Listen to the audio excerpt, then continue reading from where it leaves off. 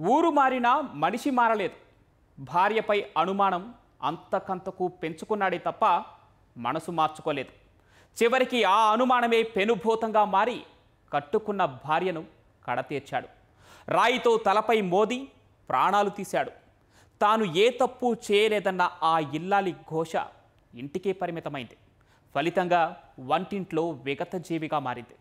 కాకినాడలో భార్యను చంపి పరారైన భర్త కోసం పోలీసులు తీవ్రంగా గాలిస్తున్నారు.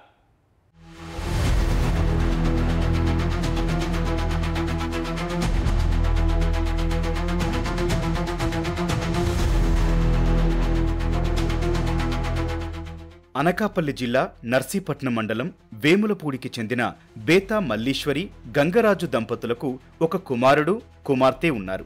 భార్యపై అనుమానంతో గంగరాజు నిత్యం వేధించేవాడు. ఏ పనికి వెళ్లకుండా రోజూ ఘర్షణ పడుతుండటంతో మల్లీశ్వరి విసిగిపోయేది.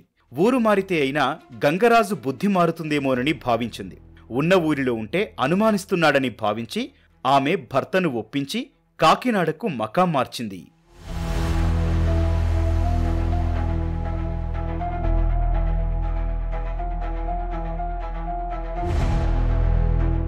రెండు నెలల క్రితం కాకినాడలోని గొల్లపేటకొచ్చిన గంగరాజు మల్లీశ్వరి దంపతులు ఓ ఇంటిని అద్దెకు తీసుకుని ఉంటున్నారు. కుమారుడు తల్లిదండ్రులతోనే ఉంటూ స్థానికంగా ఓ బైక్ మెకానిక్ దుకాణంలో పనికి కుదిరాడు.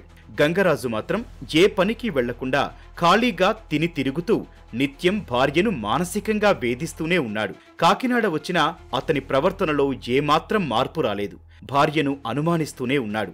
ఈ క్రమంలో భార్యాభర్తల మధ్య తీవ్ర వాగ్వాదం చోటు చేసుకుంది. కోపంతో భార్య మల్లీశ్వరి తలపై గచ్చురాయితో దాడి చేశాడు. తీవ్రంగా గాయపడిన ఆమె అపస్మారక స్థితికి చేరుకుంది. వెంటనే కుమారుడు ఆమెను ప్రభుత్వాసుపత్రికి తరలించగా అప్పటికే మృతి చెందినట్లు వైద్యులు తెలిపారు. మా నాన్నగారు ప్రస్తుతం సంవత్సరం నుంచి ఖాళీగా ఉంటున్నారు సార్. మా ఊళ్ళో బజ్జీ షాప్ పెట్టేవారు సార్. మా సొంత నర్సీపట్నం సార్. అక్కడి నుంచి కాకినాడ వచ్చేద్దాం, కుదురుకుంటాను, పని చేసుకుంటాను అని చెప్పి తీసుకొచ్చేసారు మా అమ్మని నన్ను. వచ్చిన 2 నెలల నుంచి గొడవలే సార్. రోజున పెద్దలో పెట్టడం, ఇలా రోజు అన్నం తినకుండా పడుకోవడం, మధ్యాహ్నం పూట మా అమ్మ టార్చర్ చూపించు సార్. ఏం తిననివాడు, రోజు నరకం చెబుతారు సార్. అనుమానిస్తారు సార్. రోజున ఎవరితో మాట్లాడకూడదు, ఎవరింటికి వెళ్ళకూడదు, ఇన్ని చేస్తారు సార్. బయటికి వెళ్ళాను సార్. మా అక్కల ఇంటికి వెళ్ళాను. మా అక్కల ఇంటికి వెళ్ళి 8 గంటలకల్లా వెళ్ళాను సార్. 10 గంటలు రాబోతుకి వంటగదిలో పడి ఉంది సార్. వెంటనే చూసి వెంటనే మా బాబాలకు ఫోన్ చేసి వెంటనే అంబులెన్స్కి ఫోన్ చేసి ఆటోకి తీసుకెళ్ళాను సార్. అప్పటికే చనిపోయిందని చెప్పారు సార్. వచ్చి వస్తే మా నాన్నగారు లేరు సార్. అప్పటికే చెప్పాడు, నేను ఫోన్ వదిలేస్తాను, ముందు రోజు నేను రేపు 3 గంటలకు కనబడతాను, నన్ను అడగండి, నేను మీ దారి మీద నా దారి నాదే అని చెప్పారు సార్. ముందు నైట్ రోజు సార్. ఈ తర్వాత నైట్ రోజు ఏమని ఇలా చేశారు సార్. భార్యను హత్య చేసి గంగరాజు పరారయ్యాడు. తల్లిని చంపుతానని ముందు రోజే కుమారుడికి చెప్పిన గంగరాజు పథకం ప్రకారమే అతనికి సంబంధించిన వస్తువులన్నీ వదిలేసి పారిపోయాడు. నిందితుడి కోసం గాలిస్తున్నామని పోలీసులు తెలిపారు. నర్సీపట్నం గ్రామానికి చెందిన బేతా మల్లేశ్వరి అనే ఆవిడ్ని, బేతా గంగరాజు వాళ్ళ హస్బెండ్ అయిన బేతా గంగరాజు, ఆవిడ మీద అనుమానంతో ఆ కొడుకు ఇంట్లో లేని సమయంలో రాయితో తల మీద మోదటం జరిగింది.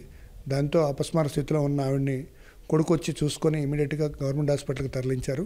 అక్కడ చనిపోయినట్లుగా డాక్టర్లు నిర్ధారించారు. కొడుకు వచ్చిన రిపోర్ట్ మీద మేము మర్డర్ కేసు నమోదు చేసి దర్యాప్తు చేస్తున్నాం. అతను కొద్దిగా ఆవిడని అనుమానించడం, ఆవిడని వేధించడం, గతంలో కూడా నర్సీపట్నం ఎలా చేసేవాడంట. ఇక్కడైతే రీసెంట్గా వచ్చారు. ఈ చుట్టుపక్కల వారు ఏంటంటే ఆవిడ పని చేసుకుంటుంది, కొడుకు కూడా మెకానిక్గా పనిచేస్తాడు. ఈయన మటుకు ఎటువంటి పనికి వెళ్ళకోకుండా ఆవిడతో గొడవ పెట్టుకోవటం, కొద్దిగా ఈ విధంగా ఉండటం మెయిన్ కారణం. అనుమానంతో చక్కటి కాపురాన్ని గంగరాజు నాశనం చేసుకున్నాడు. ఊరు మారినా తన పద్ధతి మార్చుకోకుండా భార్యను హత్య చేసి ఇప్పుడు ఎవరికీ కాకుండా పారిపోయి ఎక్కడో తలదాచుకుంటున్నాడు.